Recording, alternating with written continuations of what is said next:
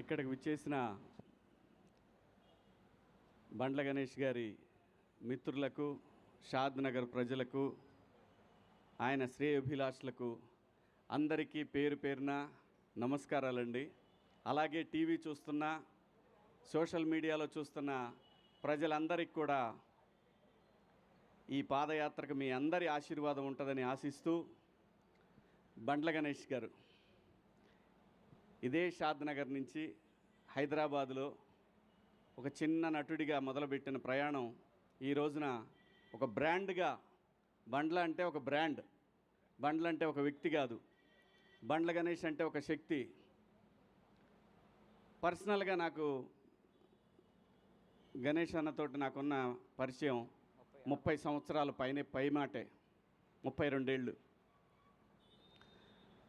నాకు మొదటిసారి కలిసినప్పుడు కరెక్ట్గా వారం 10 రోజుల్లోనే, ఒక వారం 10 రోజుల్లోనే ఆర్టిస్ట్గా చేస్తున్నప్పుడు నాకు కమ్యూనికేషన్ లేదు.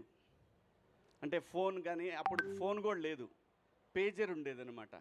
ఎవరన్నా ఫోన్ చేసి ఆర్టిస్ట్గా మాకు కావాలి అని చెప్పడానికి పేజర్ ఉండేది. నేను ఈ మాట ఇప్పుడే కాదు, చాలా సందర్భాల్లో చెప్పుకున్నాను నేను. అది ఈ పరిశ్రమలో నాకు మొదటిసారిగా అవకాశం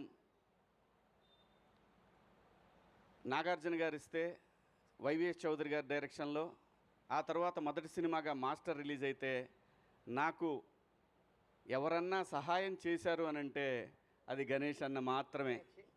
ఎందుకంటే నాకు అది ఆ రోజు చాలా ముఖ్యం.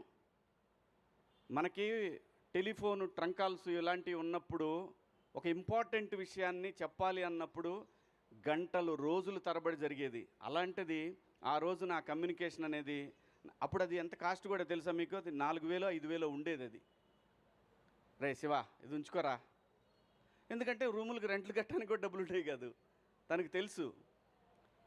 సో అలా మా ఇద్దరి మొదలైన పరిచయం. గణేష్ అన్న ఈరోజు ఇంతవరకు వచ్చాడంటే దీని వెనకాల చాలా చరిత్ర ఉంది. ఎంతమందికి సహాయం చేసి ఉంటాడు, ఎంతమందికి ఆస్తులు కొనిపెట్టుంటాడు, ఎంతమందికి తనకు తెలిసిన ఒక మాట సాయాన్ని వాళ్ళు కోట్ల రూపాయలు సంపాదించుకునే స్టేజ్కి తీసుకెళ్ళగలిగాడు. ఇదంతటి కారణం ఏంటంటే, మనకు మనిషికి కావాల్సింది ఒక మంచి మనసు, ఓ మంచి సంకల్పం. వీడు బాగుండాలి, వీళ్ళు బాగుండాలి, నన్ను నమ్మి వచ్చారంటే వీళ్ళు నాకన్నా బాగుండాలి అనుకునే ఒక మనస్తత్వం బండ్ల గణేష్ అన్నది. అలాగే చంద్రబాబు గారి విషయంలో అసలు పార్టీలతో సంబంధం లేదు. గణేష్ అన్న అందరవాడు. స్వతహాగా తన కాంగ్రెస్ అభిమాని చెప్పి ముందు నుంచి ఆయన చెప్పాడు, అది మనందరం చూసాం. ఇప్పుడు చెప్తాడు, రేపు చెప్తాడు. మాట మార్చే రకం కూడా కాదు. ఒకవేళ తప్పు చేస్తే లేదు లేబ్బాయి పొరపాటు అయిపోయిందని చెప్పే రకం. అది ఎవరికి ఉంటుందంటే ఒక నిజాయితీపరుడికి మాత్రమే అటువంటి లక్షణం ఉంటుంది. తప్పు జరిగినప్పుడు క్షమాపణ చెప్పడం తప్పు కాదు, పొరపాటు జరిగినప్పుడు నేను మన్నించండి అంటాం తప్పు కాదు. అలాంటి ఒక మంచి మనిషి అంటే బండ్ల గణేష్ గారు. ఏదో ఇప్పుడు చంద్రబాబు గారు ఎందుకు అనుకోవాలి అసలు చంద్రబాబు నాయుడు గారి గురించి? ఆయనకి చంద్రబాబు నాయుడు గారు చేసిందే ఉంది, ఏమీ లేదు. కానీ సమాజానికి చేసిన దాన్ని తన గుండెల మీదకి తీసుకొని ఇన్ని కోట్ల మందికి జీవితాలను ఇచ్చిన మహాన్ మనిషి జైల్లో ఉండటం ఏంటనేది ఆయన మనసులో పడింది. ఆ రోజున పడి ఒక ఏదైతే మనకి కృష్ణా గోదావరి నదులు ఒక చిన్న డ్రాప్తోనే మొదలవుతాయి, అలాంటి ఒక డ్రాపు ఒక మహా ఉద్యమంగా మార్చగలిగాడు. ఆ మహా ఉద్యమమే ఆ నాయకుడు చంద్రబాబు గారు బయటికి రావడానికి అంతమంది జనాలు, అన్ని కోట్ల మంది జనాల యొక్క ఒక వైబ్రేషన్ ఆయన బయటికి రావడానికి కారణమైంది. ఆ కృతజ్ఞత భగవంతుడికి ఏదైతే తను మాట ఇచ్చాడో, మా నాయకుడు ప్రజల మనిషి బయటికి రావాలని కోరుకున్నాడో, ఆ కోరిక మేరకు ఆ భగవంతుడు కరుణించి ఆ రోజున బాబు గారికి బెయిల్ రావడం, బయటికి రావడం. ఆ తర్వాత ఏం జరిగిందో మీరు అందరూ చూశారు. మరి ఊరికే మాటలంటాం అందరికీ సాధ్యమే, ఎవరైనా అనవచ్చు ఒక మాట. కానీ తన అన్న మాట ప్రకారం ఈ రోజున షాద్ నగర్ నుంచి, అంటే తనకి ఏదైతే తన జీవితం మొదలైన ఈ ప్లేస్ నుంచి వెంకన్న దగ్గరికి మొదలుపెట్టాడు ఈ ప్రయాణం. ఇవాళ తను ఒక 40-50 మందితోటి మొదలు పెడుతున్నాడేమో, కానీ ఇది అక్కడికి వెళ్ళేసరికి ఒక మహాసముద్రంలాగా మారిద్ది. మనందరం చూస్తాం.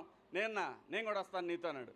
నువ్వు కాదబ్బాయి, నువ్వు అక్కడ దాకొద్దు, నువ్వు బయలుదేరే దగ్గర ఉంటే చాలు అని అన్నాడు. ఎందుకంటే ఇది తను చేసేది దేని గురించి?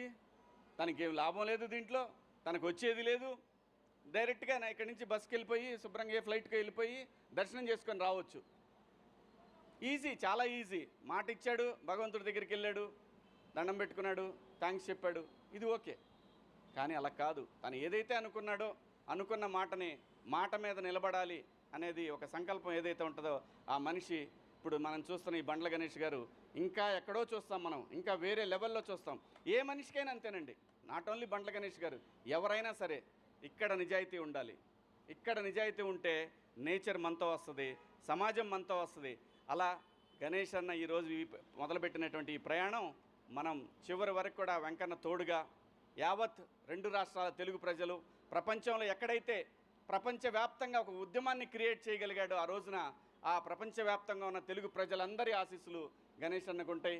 మా అందరి అభిమానంతో ఆయన ఎటువంటి అడ్డంకులు లేకుండా స్వామివారి దగ్గరికి ప్రయాణిస్తాడు. స్వామివారి దర్శనం రోజున ఖచ్చితంగా ఎక్కడున్నా సరే నన్ను కూడా భగవంతుడు అక్కడ దాకా తీసుకెళ్లాలని కోరుకుంటున్నాను. ఖచ్చితంగా గణేష్ అన్న థ్యాంక్ యూ. నీ మంచి మనసు, నీ నిజాయితీయే నిన్ను నడిపిస్తూ ఉంది. ఎక్కడ గణేష్ అన్న నాకు ఆ రోజు 32 ఏళ్ల క్రితం తలుచుకుంటే అసలు ఎలా మారిపోతుంది జీవితం అంటే సంకల్పం అండి. ఏ మనిషికైనా సరే నాకు అది కావాలి, ఆ టార్గెటెడ్గా నిజాయితీగా పనిచేస్తే దానికి బండ్ల గణేష్ అన్న అవ్వచ్చు. బండ్లు అనేది ఒక బ్రాండ్.